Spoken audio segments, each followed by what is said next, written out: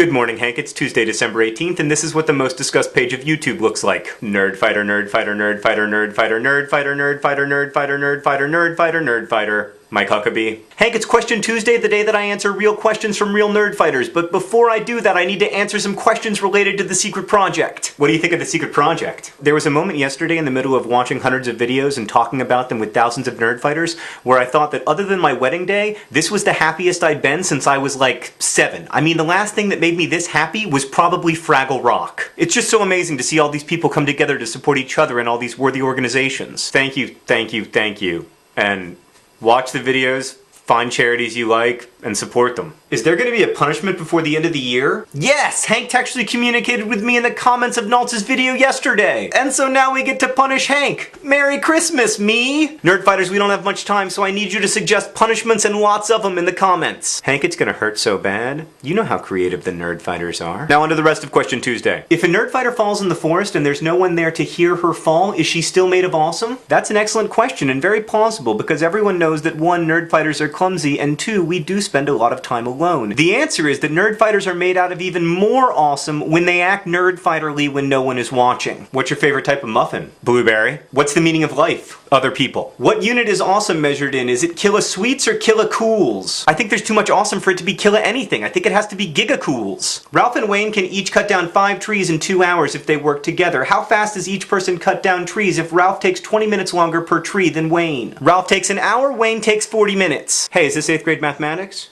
Yeah, I know, I just have a little bit of news for you.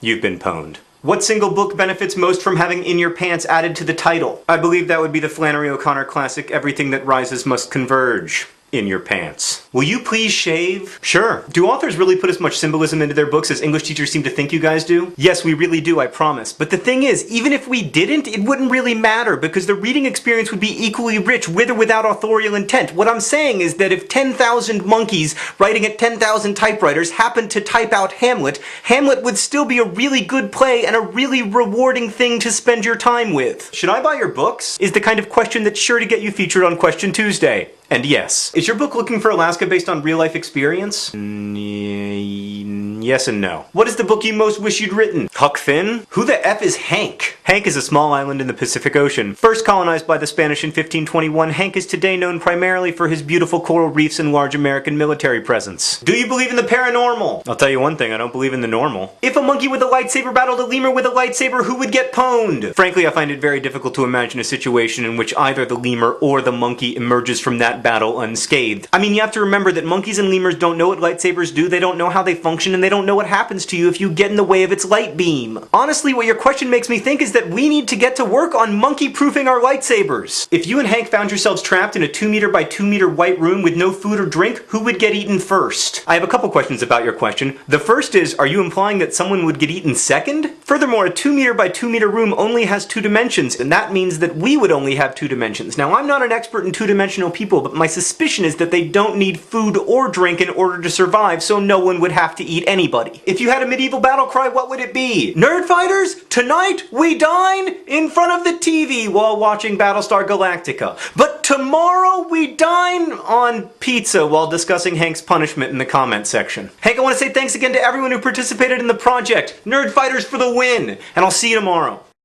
Scavenger hunters, my dad has your clue.